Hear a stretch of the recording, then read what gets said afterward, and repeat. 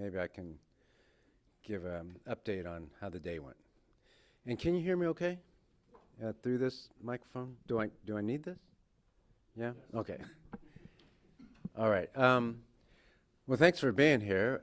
We're not done with the day yet, but we're close to done. And it was a great day, and it's only going to get better. But I feel really good. I'm going to give you some data points. But first, instruction is the key. I said that from the beginning. We wanted to have high quality instruction, or as high as quality instruction as we can throughout the year. That's the leading indicator for raising student achievement. I went to a couple schools today, Forest Brook Middle School and Shadydale Elementary School, but we also had the division superintendents at lots of schools, the professional development department in lots of schools, and so I got a good feel for how we were doing on day one. I can give you, at this point, looking at about 5,000 classrooms. We had data so far in 5,000 classrooms. We had about 75% of the principals reporting medium to high quality of instruction.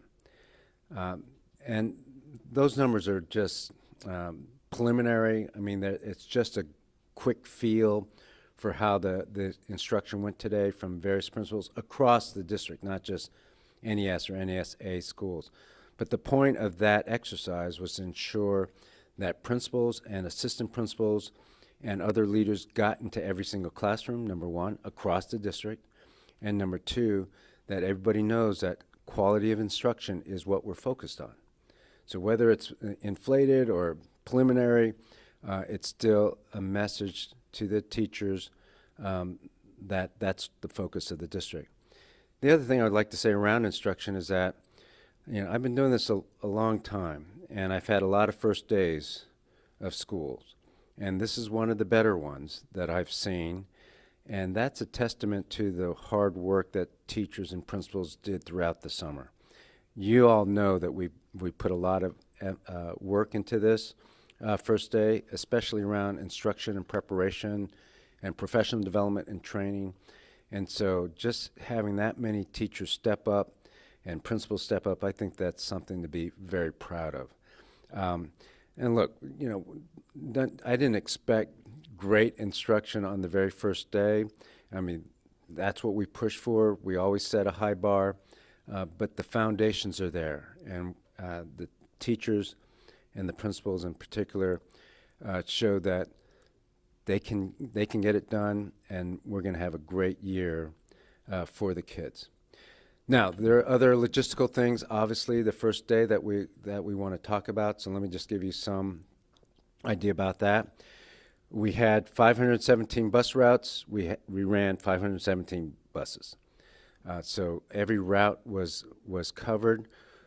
4 of them were late right off the bat, and so those 4 routes were late delivering their kids to schools. Another 40 routes out of 517 were late dropping off their kids to school for a number of reasons, either a locked gate that shouldn't have been there, a lot of regular cars in the bus lanes around the schools. That happens sometimes.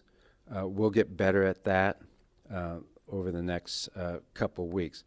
You also know that over the next 2 or 3 weeks, we have kids enrolling and bus numbers increasing or decreasing at various stops. That just happens. For example, over the weekend or over the last few days, we've enrolled about 3,000 kids. The enrollment last year was 184,000. On August 25th, it was 182,000. Today, it's 186,400. So a lot of kids enrolling over the last week. We expect more enrollment this coming week, and many of those kids are riding the buses. So we're probably going to have to add routes. We'll probably have to consolidate a couple routes. So that's going to happen over the next 2 or 3 weeks. But we feel pretty good about the transportation situation. I was at McCarthy bus terminal. That's one of our 4 bus terminals. And this morning they had 96 routes at that terminal. And some of you came with me, you saw how hard the dispatchers, we call them service representatives, customer service representatives, CSRs, were working hard. They had good management. Buses, all the buses at that station were left the gate on time, and they only had one driver that didn't make it to school on time in the morning. We know we have the end of the day routes coming. I don't have any information on that, of course, but we'll get that, and hopefully we'll drop off kids on time to the regular bus stops. HVAC is always an issue. Air conditioning is always an issue for schools this time of year, especially this year with the over 100-degree weather, is always a concern. We had many requests to look at the air conditioning units. They were flagged. Many were flagged. They trip automatically when there's a problem. And so we had 50 technicians in the field, and they were able to keep the schools cool enough to hold classes and have instruction. We did not miss instruction today in any of our schools as a result of air conditioning. And no school had to shut down. Now, obviously, we would have if it was unsafe or unhealthy for our kids. But testament to the people in operations who had those technicians working since 4 o'clock in the morning. I think those are the major things logistically. Who has the first question? Adding routes and consolidating routes over the next couple of weeks, 2 to 3 weeks, how do you plan to alleviate any confusion or concern for parents? Yeah, so we'll have to get the messaging out if we consolidate or if we add routes, and we're hoping to do that with 48 hours notice, but if we, in some cases, maybe as little as 24-hour notice to the parents about what the routes are. Thanks for asking. And I know you were looking to replace or add teachers at certain campuses to achieve quality education. Do you know, like, what's the percentage of teachers or staff that were added to any given school, like Wheatley High School, for instance? Is it like a 100% new staff? Oh, I see. So every school's a little bit different, and I don't have the exact numbers for any school. So you may know that we reconstituted 28 schools. Many of those reconstitution means that everybody had to reapply for their jobs. This is way back in end of June, beginning of July. And many of the teachers who were there got rehired. And then many new ones came in as well. Those are the only 28 schools that we did that back then. Sure, I just wanted to ask about security on campuses. I know that was something y'all were looking to hire more police officers. We noticed today while going to some of these schools that there were HPD officers at some schools. Are they working with y'all? Where are we on that process? Yeah, so there's a couple things going on there. So there's a project Safe Start. It's a collaboration with the Houston Police Department and our police department and community members and especially ministers and pastors. And so there's an additional presence at the beginning of every year with Houston Police Department and others to be in our schools. So you may have seen that, but we also have a good working relationship with the Houston Police Department. This is time of year they know that being visible is much, is a good thing for our kids to get started off on the right foot and to send the message that we are going to be safe. We are going to help our schools be much more safe. So that's probably what you saw in the field today.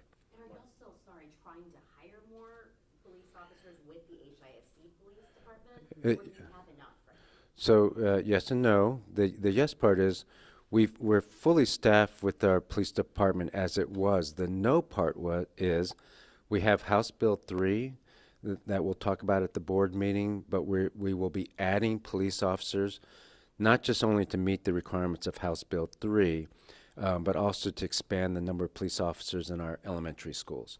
So we will be hiring more. We got word that at one school, I think it's Memorial Elementary, the principal, parents were notified the principal had taken a job outside the district, sort of last minute. Has this happened very often for y'all? And aren't they under contract? How can they at the last minute leave? So I don't know specifically about the memorial principal, but if a principal or anybody else gets a contract or a job at a different place and it's usually a promotion, then we're going to let that go. Also, and this is me personally, if a principal or somebody wants to take a job in a different place, people should take the job that's the best fit for them. Hopefully we won't have too many people leaving at the last minute. We haven't, but hopefully that won't happen too often. But it happens in our profession, just like any other profession. And we probably will just wish them luck in their new job. You said 75% of classrooms, principals were reporting high quality instruction. Medium or high. Medium or high. What exactly does that mean, and what was happening in the other 25? Was there not reporting, or was it bad? And what exactly does all of that mean? Yeah, this is that's a great question. It's just the principal's general feel. We have not started our spot observations, which is very detailed on classroom instruction, partly because I don't want people running around with the clipboard checking off things. What we're trying to do is have high quality on-the-job coaching. And so we ask the principals to give just a quick low, medium, or high on the quality of instruction. Usually that'll mean, how well were the kids engaged? How well was the teacher instructing? Was there direct instruction? Was there alignment to the curriculum? I mean, just a quick look. If you've been a principal or a leader, not only have we trained you, but you probably have a background in it as well. And so it's a quick, informal, non-reportable. I mean, it's not part of their evaluation or anything like that. Just to see. So it's that type of metric. Keep in mind what I said is I'm not as concerned about the percentage. I'm more interested in the fact that principals had to be in every classroom, number one, or their APs, and number two, that we are going to be talking a lot about the quality of instruction, not just with you, but with our principals, with our parents, with our students. I'm just curious about the 25% though. So 100% of classrooms were reported, and 25% the principal said, "Vibe is off here. It's not good." Yeah. So the question will be, where's the bar, right? What bar did they set? So I don't. We didn't calibrate on that bar. This was just a general feel. So it would be the same things, right? If the engagement was not as strong, if the alignment of the curriculum wasn't as strong, or the teacher wasn't doing as strong a job at direct instruction, then that would be considered low. I mean, this is the first day of school, and so in the first hour or two, I went to some classrooms and I was looking at instruction, and you can imagine it's not just the first day for kids; it's the first day with teachers, and you can imagine a teacher with the superintendent going into a classroom with a group of people behind him, and that's got to be a little unnerving too. So grace to everybody, but still a focus on instruction. That's what we're looking at. Yes, like for classroom instruction, what's the difference between last year's instruction and now with the new education system? What's kind of the difference? What are the students going to see or teachers? I think over time, I think some kids experience that today. Again, for a child, some of the things just, they probably don't pay attention to. There's still a teacher in front of them teaching well, right? And that's what a child experiences. However, having said that, in the new education system schools, if you were in those schools today, many of the kids got to experience the team center, right? So they get direct instruction, then they take a quick mini quiz. We call it a demonstration of learning. And then they get separated into different groups. Kids who are proficient or accelerated move into the team center. And in any given school, there can be 2 team centers or 6 team centers. They go to a team center and they continue to work at more challenging, with a more challenging assignment. And then kids who are behind, who are still not proficient or still learning the objective, stay in the classroom. That's probably the key difference. The other difference is kids will also get what we call dyad classes, which is, dance, piano, martial arts, photography, spin bike, or something like that, on top of their elective. When you talk about team centers, do you mean the libraries that were converted to team centers? So if you go into the schools today, one of the things you'll see is, yes, in many cases the library is also a team center, but there are many other team centers. So libraries are just one place where the kids can go to do this accelerated learning. Will kids get those evaluation quizzes daily? Yes, what we call the demonstration of learning in the new education system. Yes, they will get a demonstration of learning daily in every core content class. And what about those Zoom discipline centers? Were any of those utilized today? Were any kids sent there? So the 2 places I was in, there were no kids in the team centers that were also zooming in online into the classroom. But if you go to the team center, the couple that we saw, there are other kids in there doing the work. And as we go along, you're going to see almost half the kids on any one time in the team centers. So even if a kid is in there for a timeout, they're going to be with other kids. Yeah, thank you. So the principal classroom by classroom evaluation, that was for every school, it sounded like. I'm curious, just because I think a lot of principals, or at least my understanding was that it was 85 schools that would kind of be under the direct supervision or overhaul of the district. Like, was there any, I don't know, like carrot or stick? Like, what would happen to principals who were not at NES or NESA schools that didn't do that classroom evaluation, and did anyone push back on that? Yeah, so it's, all 273 schools have to have high quality instruction. That's been clear from the beginning.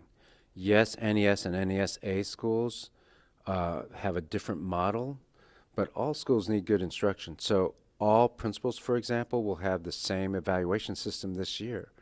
And part of that evaluation system requires them to be in the classroom, providing instructional feedback and doing good coaching. So that's a requirement for everybody, and that's not a negotiable point, okay, for principals. So can I just follow up and ask, like, outside NES and NESA schools, to what degree would you say, like, the role of principal is changing this year? Yeah, thanks for asking, because that's not totally clear. So the role is instructional leader. And so if they weren't instructional leaders before, they will become instructional leaders now, even the non-NES and NES schools. So there may not be an evaluation like the same teacher eval, like the NES and NESA, but instructional coaching happens across the board. We're hearing that there's teachers in Kashmir High School that are being displaced from their classrooms because a lot of the staff has kind of taken over these classrooms. Can you explain a little bit about what's happening there? Yeah, I don't know if any teacher has been displaced. There's enough room for the teachers at Kashmir High School. What you're probably talking about is there's if I'm not mistaken, a division, there's a unit support team at Kashmir High School. I believe that's the case. And so that's about 120, 130 people from Hattie Mae. You'll remember we pushed people from Hattie Mae, the district administration building, to the schools. So there's 4 division headquarters or support units, and they are in schools, and one of them is at Kashmir. So at these high schools, or at these schools, these 4 different divisions, there's over 130 staff that are going to support teachers? Is that what that is? Yes, they support teachers not just at Kashmir. A unit comprises 2 feeder patterns. A division has 6. So those 120, 130 people support 6 feeder patterns. Any other question? I just wanted clarification on if you're fully staffed with teachers and transportation, and also a number of teachers have said that they're concerned about the new policy of leaving their doors open this year as a matter of safety. Are you considering rethinking that to allow them to close their doors and lock them because of safety? So we are fully staffed in both teachers and bus drivers. Keep in mind, it's 11,400 teachers and over, about 530 bus drivers. And so there's always a little bit of churn. Also, with bus drivers, we want to overhire. We want to have more than that. We have some what we call relief drivers already, but we want more just in case we have an outbreak of something and we have a lot of absences. So that's the bus driver question. As far as the doors go, we're going to keep the doors open when we teach. We'll use all the safety requirements that are best practice. For example, keeping the door locked, so when it's open, and then when you push it closed, it's locked automatically. This turns out to be even better safety-wise because invariably kids are in the hall, people are in the hall, and if something were to happen, kids can dart into the classroom doors, into any classroom quickly, and the door takes 5 seconds to close the door. Can you clarify the attendance numbers? Are you saying that there are more students this year than there were last year? As of right now, there are 186,400 and some students. I believe at the end of last year, there were 184,000 students. I wanted to follow up on the enrollment question. So it seems like there's a growth from last year at the moment. Some of the classrooms we saw today still were half empty. Some just like a handful of kids. I'm wondering, are you concerned about, that at all? Yeah, I'm happy that there's 186,400 kids. In my experience, over this next week, we're going to grow that number as kids come back from summer or from travel or whatever, and then the number fluctuates during the year. I've been in other districts, and that's what happens. But it's a good sign that if the enrollment is already up pretty considerably, that's a good thing for revenue, but it's also a good thing for our schools. In any one school, you're going to see overages, and then in some schools, you're going to have under enrollment. So we'll get a handle on that over the next couple weeks. You want to follow up? I have one more follow-up. So we also saw just like how regimented the LSAE model was from a timeliness perspective, and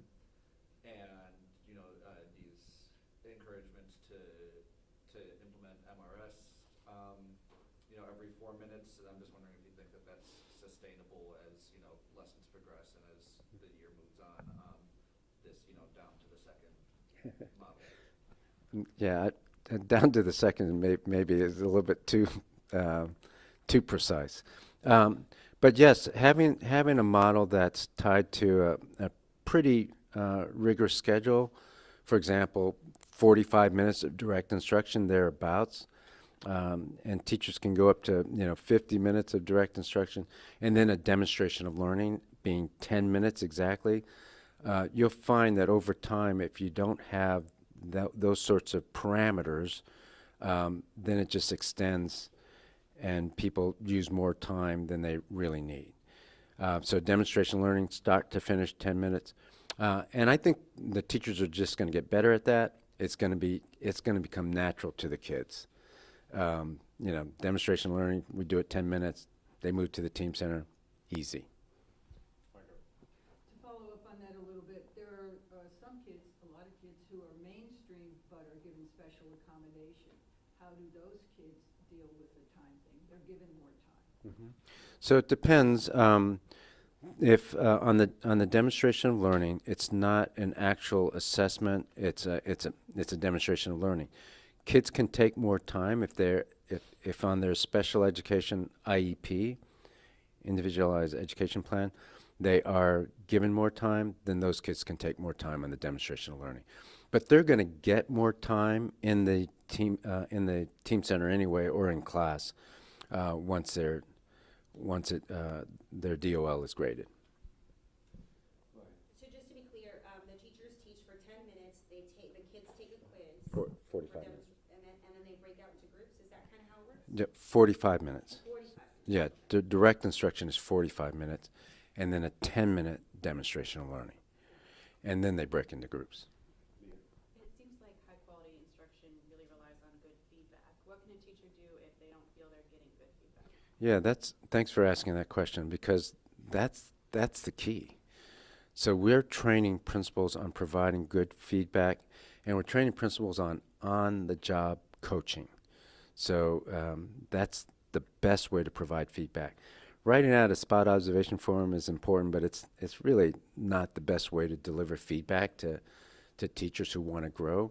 The best thing is to do, validation, positive validation of things that are working well, and then also helpful hints on the moment. This is how you should do a multiple response strategy. This,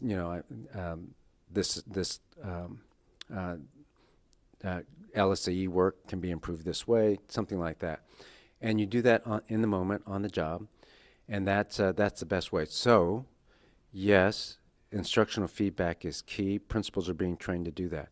If I, teacher, feel like I'm not getting the instructional feedback that I need, the first thing to do is talk to my appraiser, my AP, my principal, and as a last resort, if that doesn't work, to really contact my executive director. We want to follow the chain of decision making, because that's how problems are solved. Yeah, I've heard from a couple teachers at an NES school that they were asked to remove classroom libraries. I was just wondering if that's a district policy or a principal decision. Yeah, that's not a district policy. Teachers can have books in their classrooms. In fact, most of our amplified products have so many books that they've got more books. It may be, and I don't know, maybe we know that principals want to make sure that there aren't a lot of other things in the classroom that are cluttering the classroom where it's too tight or too crowded or something like that. So I don't know if that's the case, but there's no district policy for that. I know that you had mentioned that you want teachers to keep their classrooms open. What happens to those teachers that are teaching in those temporary buildings, those T buildings outdoors? Do they keep their classroom doors open as well? No, they do not. And so and we put this out to the principals, and they've put it out to their families. If a classroom door opens to the outside, of course, we're not going to have those classroom doors open. Also, there are many other specific examples where we just use our common sense about doors. If you have a special needs student who is prone to leaving the classroom, then that door can be closed. If you have a classroom right next to the choir room or the PE gym, and the noise is too great there, then we can close the door. So we'll use our sense, but generally speaking, we want the classroom doors open when we have instruction. What's the goal of that? Yeah, the goal is for a couple things. The main thing is to be an open school where you can have people popping in and out, administrators or others, to observe the quality of instruction, and for professionals to say, look, I'm teaching well, I'm not hiding behind a classroom door with a construction paper over the slit of it. It's also better for internal discipline, in the classroom safety, if the doors are open. It's very visible. People can walk by. Administrators can hear issues if there are issues, things like that. So those are the reasons. Yeah, a couple logistical questions. So about the buses, what defines an on-time or late arrival, and about the AC? I know you said no school had to shut down due to heat. What's that threshold, and how many schools needed service requests? Thanks for asking.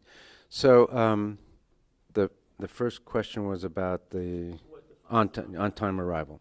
So there are two things. Every bus route has a drop-off time at school and then drop-off time at the end of the day. So let's talk about the beginning of the day, though. Drop-off time, and it could be 7:45. So we look at a couple numbers. Did they meet their 7:45 time? If they didn't, that's late. But school starts at 8. So it's, it's not great, but it's okay that you're a few minutes late, kids are in classroom, they're good, right?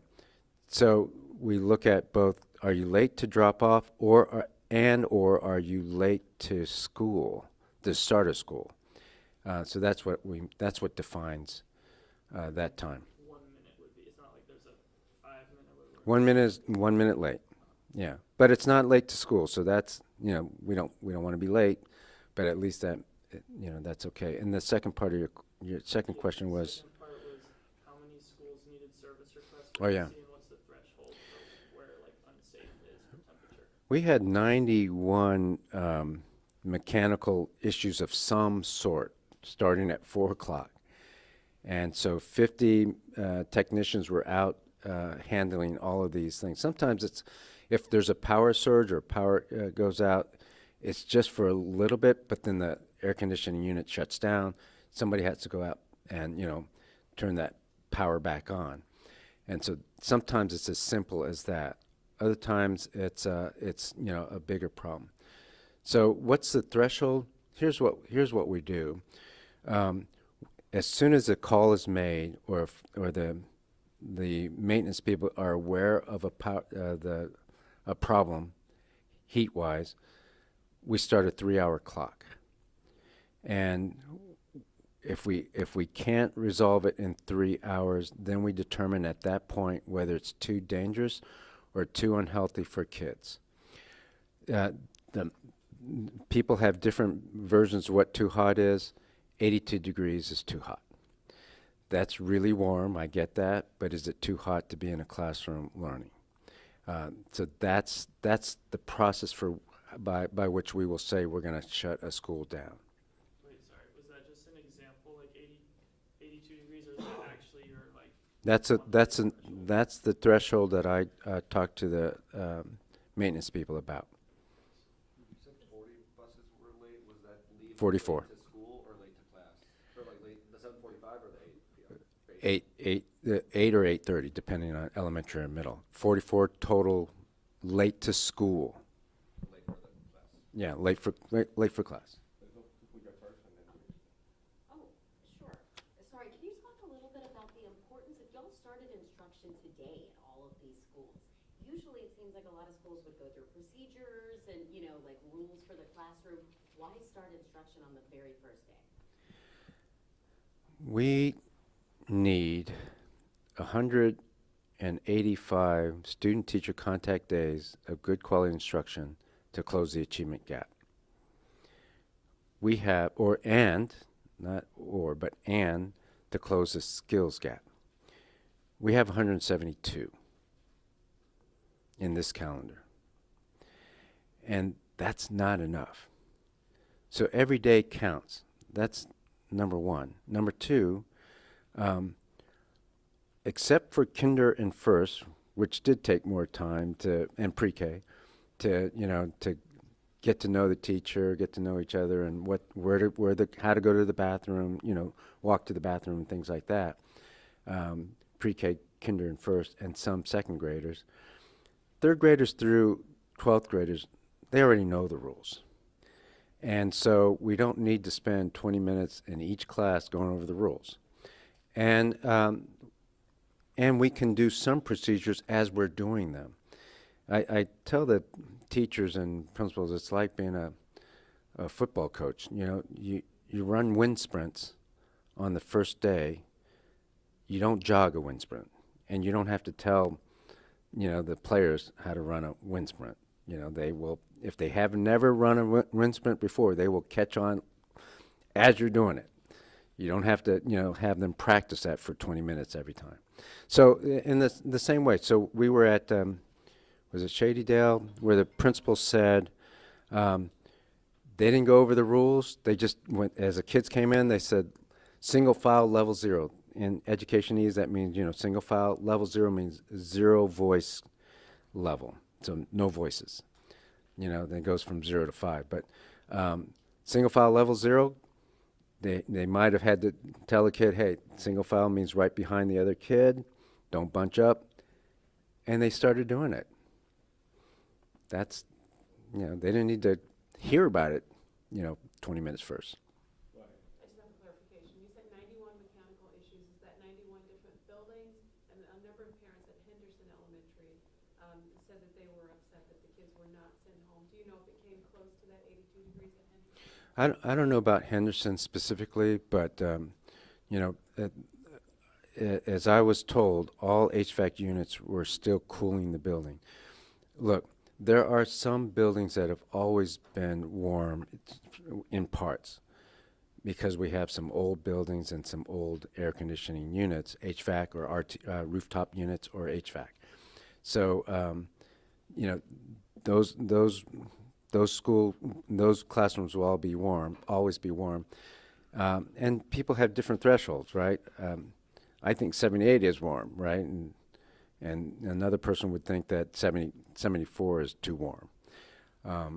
So I don't know exactly is the answer, but I know that it's variable, but it's not dangerous for our kids or unhealthy for the kids. 91 different buildings? Yeah, so it's I don't know if it's 91 different buildings. Probably 91 different buildings had some sort of alarm or alert that the power had tripped, or it was getting close to warm, or one part of the cooler had stopped, things like that. But they were all, dealt with quickly by our operations team, 50 technicians out in the field. What grade would you give today? Overall for the district? Oh, that's a great question. I'm gonna give it an A minus. I think people got in there. We had instruction everywhere. We weren't perfect on the buses, but pretty good overall.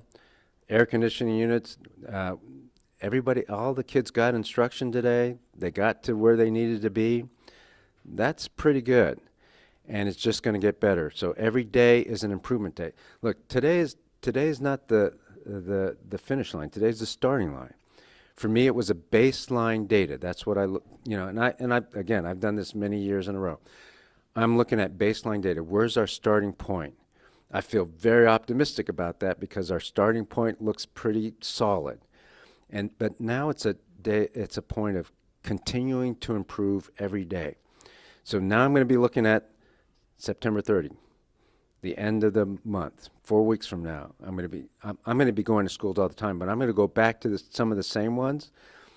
At the end of September, I'm going to gauge how much progress there is.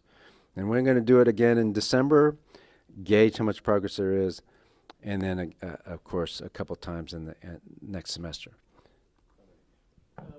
Just a couple quick questions about the evaluation system for teachers. One of the bigger concerns I've heard that's more widespread is the forced distribution. Target distribution. Where 2 out of every 5 are less than proficient. Can you speak to just why the distribution that you have in mind is that way, that kind of forces a certain number of teachers to be less than proficient? Yeah, so there's a couple things to look at closely, because the progressing to is 25%. So that means progressing to and above is 85%. So progressing to is not proficient, but still paid very well. The same with proficient above. We have to have a target distribution, otherwise there will be inflation and inaccurate, non-rigorous evaluations. That is the bane of any evaluation system in any company in the world, or at least the Western Hemisphere. So that's why we have a target distribution. And then just the second part is, in terms of the expansion of it to all of the schools, I was just hoping you could speak to why you're implementing reforms that cover the entire district when you were brought in for a specific handful of schools, one that triggered the law, but this idea that your mandate is to just make sure there are no schools that fail to meet standards, why target the entire district? Yeah, that's a good question. So we have to look at the district as a whole, because the mandate is no DNF schools for multiple years. We are going to have, most likely, if you look at the what if data and the recent STAR data, accountability hasn't come out yet, so this is a ballpark figure. We're probably going to have over 50 or 55 DNF campuses. That's a good portion. That's a sizable amount. And then you always have schools that kind of come in and out, right? So this is a mandate not just for 1 or 2 or 3 schools. This is something we need to do for all the for all the schools that are struggling. The other thing is this: I know what the TEA mandate is, but really it's a system-wide approach. I've said that before. It's a system, and so all schools need to worry about AI, workforce, year 2035 competencies. Even our strong schools need to think a little bit more about AI in the workplace, AI in the workforce. So we're going to move all of our schools, and we're going to do it with a new system. So I feel like you just said, teachers kind of hit the ground running today, started teaching. But what about teachers building that relationship with their students, getting to know them? What did they like, strong, just different things about them? Do you think that they missed that opportunity by not interacting with them? No, I think teachers do relationship building all the time. If you were at Forest Brook talking to the principal there at the middle school, she's all about the relationship. And they will be doing things all along to build that relationship. I go back to, I know some people don't like sports analogies, but it's like a coach with a team. I coached my son's YMCA basketball team 3 years in a row, when he was 5, when he was 6, and when he was 7. And first day, we're dribbling the ball, we're sprinting, we're hustling, first day. And the kids loved it, and the parents loved it. So discipline and order and high-quality instruction is not the enemy of enthusiasm or fun. And I think we have to shift our mindset a little bit and see that relationships can be built and kids can have fun even if there's high-quality instruction. Somewhere along the line, we got to the point where we thought, if kids have a film or they have a party, that's fun, but, math is not fun. This morning, one of the principals revealed that she had one too many in category A and one Yeah. or more too few in category B. And her plea to you was, well, we're Leave a it very big school. What's going to happen after we're gone? You told her switch it around, or? Well, so we'll do that on a case-by-case basis. What you're talking about for the rest of you is we have teacher apprentices for our NES schools and NESA schools. And the ratio for teacher apprentices is 1 to 100 kids. For learning coaches, it's 1 to 75 kids. So she had 1 or 2 fewer learning coaches and 1 more teacher apprentice than she should have. So the question is what to do about that, and should we leave it alone? The answer is we'll probably leave it alone, but we are doing a staff audit over the next month of every school to make sure that we got the staffing right. Any other questions? You mentioned that you encourage parents, especially at NES schools or maybe all schools, to come in and visit and see what's going on. What do you want them to see? What should they be looking for? I think if I want them to see kind of what we saw today, right? What is actually happening? They don't need the level of detail like LSAE or DOL. I want them to see whether the kids are learning. I want them to see whether it's a safe and orderly environment. I want them to see what the heck is a team center. I want them to see the webcam. So I just want them to generally see what's going on in the school. By the way, not just NES and NESA. I think the more a parent can see what's going on in the school, the better it is for that parent and their child or student. This summer I feel like we've heard a lot from people who have been skeptical, saying too many changes too fast, and are kind of feel like there's a lot of uncertainty at HISD. What do you want to say to them after today, after the first day of school? Yeah, again, and I've said this before too. Look, it's understandable. Even one change is little, can be unnerving, and we have had a lot of changes, and it does look different, but it doesn't look that much different for a kid, right? A kid goes to school, he wants to see his or her friends, they have an effective teacher in front of them. They're not as, discerning. They may not know what an effective teacher is, but it doesn't matter. They have a teacher in front of them teaching them. They go to electives, they go to diet, they're going to have fun in that.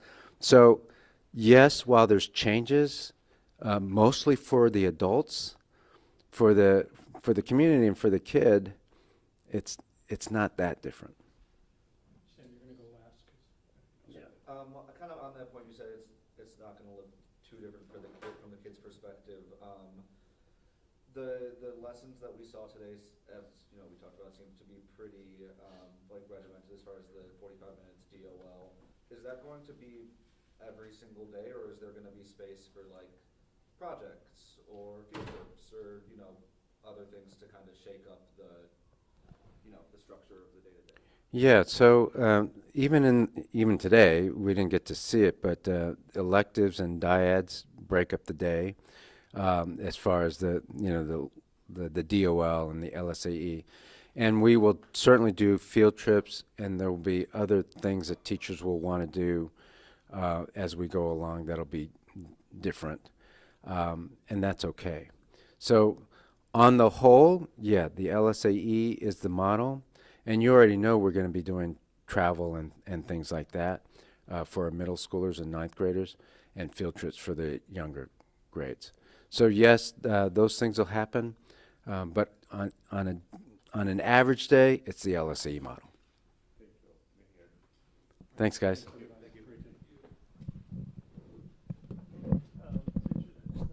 Thank you, guys. See ya.